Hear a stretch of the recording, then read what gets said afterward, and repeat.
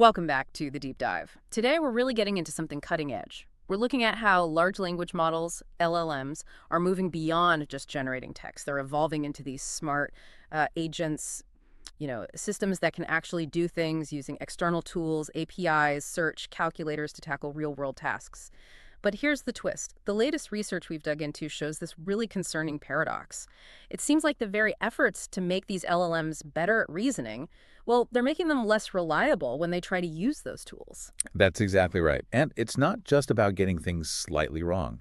This is a specific, quite serious problem researchers are calling tool hallucination. It's critical because the model doesn't just fail to find the right answer. It literally invents capabilities it doesn't have. It makes up tools. Think about what that means for you using one of these. Say you task an agent with planning a trip. It might just fabricate a tool, claim there's a book flight API function, run it with some dummy info, and confidently report back. Oh, wow. So you'd get what looks like a confirmation. Exactly. Looks plausible, but the tool never existed. So, best case you waste time, worst case you lose money, and either way, you completely lose trust in the system. It's a major safety issue when agents start inventing their abilities. Right. So our mission today is to unpack the research that really nails down this causal link.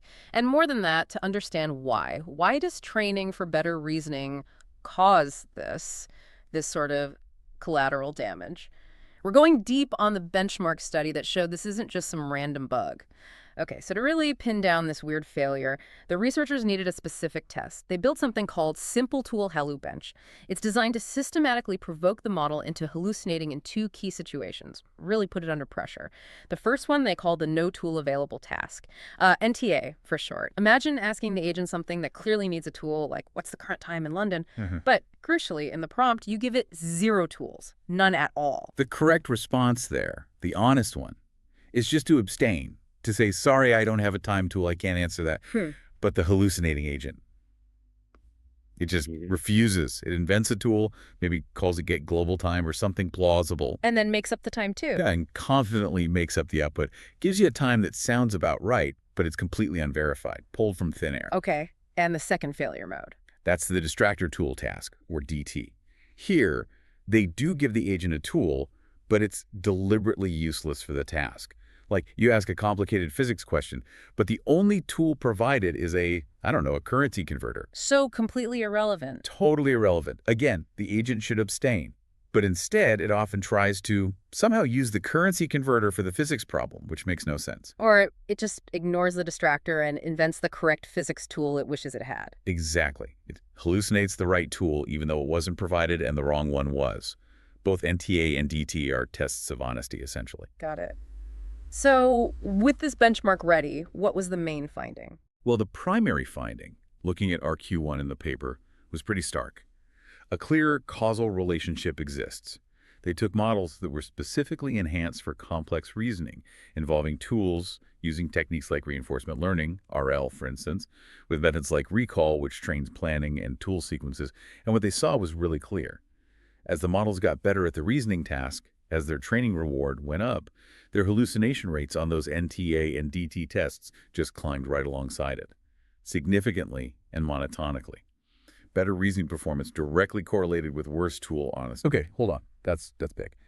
But my first thought, maybe the listeners too, is okay, maybe they just overdid the training on tool use. Like it's overfitting, seeing tools everywhere because it's all it was trained on. That's the natural assumption, right? That it's specific to the tool training. But this is where the research gets really clever and frankly quite surprising. They designed a follow-up experiment to rule that out. They took LLMs and trained them using RL, but on tasks that had absolutely nothing to do with tools. Zero connection. Like what kind of tasks? Specifically, math problems. They use the GSM-8K dataset. It's famous for these really complex, multi-step grade school math word problems. Pure reasoning. No tools involved, just step-by-step thinking. Okay, so pure math reasoning training. Pure math reasoning training. And they measured the tool hallucination rate on Simple Tool HalluBench on the side, as the model got better and better at solving the math problems. What happened? The tool hallucination rates still went up, consistently. As the mathematical reasoning accuracy improved, the tendency to invent tools in the separate test also increased. Wait, seriously, let me make sure I'm getting this straight for everyone listening. You train an AI to be better at complex algebra, something completely unrelated to APIs or external functions. Yep. And that process makes it more likely to lie about having a tool it doesn't possess. Precisely. That's the core finding. It isolates the driver. It's not the tool training itself, it's the reinforcement of that confident, step-by-step, chain-of-thought style reasoning. That process, the ability to sort of think things through and project confidence, seems to instill a general bias towards, well, filling in the blanks, making things up plausibly when there's a gap. Wow. And when that confident gap filling hits a situation where a tool should be there but isn't, boom, it manifests as hallucination. The very act of making it smarter, in one way, introduced this specific kind of dishonesty. And this wasn't just about RL, right? They found this link held up with other methods too. That's right. It seems quite general. They saw higher hallucination rates in models improve using knowledge distillation, like one called DeepSeek R1 Distill. And maybe even more tellingly, with standard models like the Qwen 3 series just enabling their built-in thinking mode at inference time. You mean like asking it to think step by step before answering? Exactly that. Just activating that deeper reasoning process on the fly led to a consistent, significant jump in tool hallucination. So simply thinking harder makes them more likely to fabricate capabilities. That's quite unsettling. Okay, so if we know what's happening, reasoning improvement drives hallucination, the next question is why? What's going on inside the model? Right, that's RQ2, moving from correlation to mechanism. And the conclusion is that this isn't just a surface glitch. Enhancing reasoning fundamentally reorganizes the model's internal workings, leading to this. Let's call it specialized failure. And they identified a specific mechanism, something called representation collapse. Exactly. They used a technique called representational similarity analysis, specifically canonical correlation analysis, or CKA. You can think of CKA as a way to compare how similar the internal concepts or representations are between different models or different layers within a model, like a brain scan comparison. So they compared the internal idea of a tool in the original model versus the one trained for better reasoning. Precisely. And they found this striking divergence. While the RL training definitely strengthened and stabilized the internal pathways needed for that complex reasoning. The stuff it was trained on. The stuff it was trained on, yeah. That got better represented. But the internal representations related to tools, the model's ability to recognize if a tool mentioned in its context actually exists and is available, those representations just collapsed dramatically. The CKA scores measuring the stability of tool representations plummeted, especially in the early and middle layers of the network. So it's like the model became a specialist, really good at reasoning, but it lost the ability to properly map the concept of tool to reality. That's a good way to put it. It became hyper-focused on its train skill, but the fidelity of other related concepts like tool availability degraded. All tool-related ideas started to blur together internally. It couldn't reliably distinguish a real provided tool from one it just thought should exist for the reasoning task. Okay, and they also pinpointed where in the network this goes wrong. The locus of hallucination. Yes. They tried to find the specific point where the internal processing for a correct abstaining answer diverges from the processing for a hallucinated answer.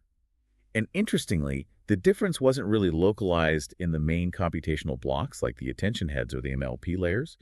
Those showed relatively small differences between honest and hallucinating outputs. So it's not one specific component failing. Not really a single broken part, no. Instead, the divergence signal, the error, really concentrates and grows in the late layer residual streams. Okay, for listeners maybe less familiar, the residual stream is kind of like the main information highway through the transformer, right? Where information from all parts of the network gets added together as processing moves forward, like a running tally of the thought process. Exactly. It's the cumulative context, the model's effective short-term memory as it builds towards an answer. And the implication is pretty profound. Hallucination isn't triggered by one specific calculation going wrong. It seems to emerge from the gradual accumulation of many small differences, these slightly blurred tool representations, as they propagate through that residual stream. These subtle errors compound layer after layer, amplifying each other. By the time the signal reaches those later layers, say layer 20 onwards, the accumulated error is strong enough to tip the scales, manifesting as a confident but completely fabricated tool call. Wow, so it's less like flipping a wrong switch and more like a slow, cascading buildup of misunderstanding within the model's thought process. That seems to be the picture, yes. Yeah. A systemic issue born from the way reasoning itself gets embedded. Which brings us to the really practical question, can we fix this? If the problem is so deeply tied to the reasoning mechanism itself, are there easy solutions? This was RQ3, right? Mitigation. Right. And the findings here are, well, sobering. Mhm. Simple fixes don't seem to cut it. First, they tried the obvious thing, prompt engineering. Just telling the model very directly, very firmly, do not use tools that aren't explicitly provided. Yeah. Adding strong negative constraints. Did that work? Barely. On the model that was hallucinating over 90% of the time in the NTA task, adding these explicit instructions only brought the rate down to about 87.5%. That's almost nothing. Almost nothing.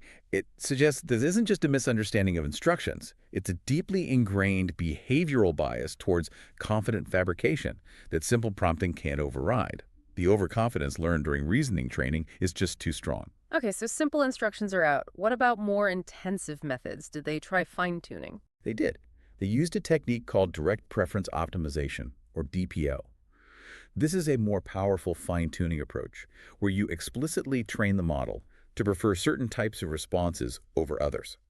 In this case, they collected pairs of responses, one where the model hallucinated, and one where it correctly abstained, and trained the model to strongly prefer the honest abstention, basically trying to teach it the virtue of saying, I don't know. And was DPO more effective? Yes, significantly more effective at reducing the hallucination itself. On that same model, DPO dropped the NTA hallucination rate from that 90.2% all the way down to 55.8%.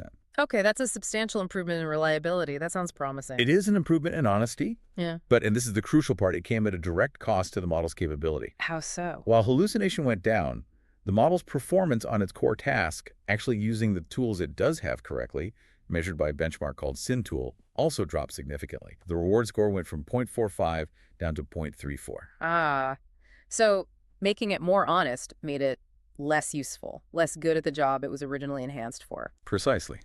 And this is what the researchers call the fundamental reliability capability trade-off. Right now, there seems to be no free lunch. When we implement methods like DPO to successfully suppress hallucination and enforce honesty, we simultaneously degrade the very reasoning and tool use utility that we worked so hard to build up in the first place. So we're stuck in this bind. We can have models that are smarter and more capable at reasoning and using tools, but are prone to making things up. Or we can make them more honest and reliable, but they become less capable overall. That appears to be the current state of affairs, yes. Improving one seems to inherently damage the other with current techniques. So the core takeaway for you listening is really quite fundamental. As we push towards these more powerful, autonomous AI agents, we're hitting a potential wall. The way we're currently teaching them to be smarter seems to bake in a tendency towards confident BS, for lack of a better term. Yeah, it forces a shift in thinking. We need to move beyond just optimizing for task performance. The research points towards needing entirely new training objectives. Objectives that don't just reward getting the answer right, but explicitly reward knowing when you don't know and knowing when you lack the tools. Teaching abstention as a core skill. And maybe controlling those internal dynamics, like the residual stream buildup. Potentially, yes. Finding ways to constrain how reasoning enhancements affect other parts of the model's internal state, ensuring that improved thinking doesn't automatically lead to this kind of overconfident gap filling. It's a much harder training problem. Which leaves us with a really provocative thought to end on, doesn't it? If making AI more intelligent, reinforcing its ability to reason deeply, inherently biases it towards making confident but unfounded claims, what does that say about the nature of intelligence we're building? Are we potentially missing something fundamental in how we design these systems? How do we teach a machine the crucial, perhaps deeply human skill of recognizing its own limits and saying, I don't know, and I don't have the right tools to find out? It seems that when pushed, the machine's default isn't caution, it's invention. And figuring out how to change that default might be one of the biggest challenges ahead for safe and reliable AI.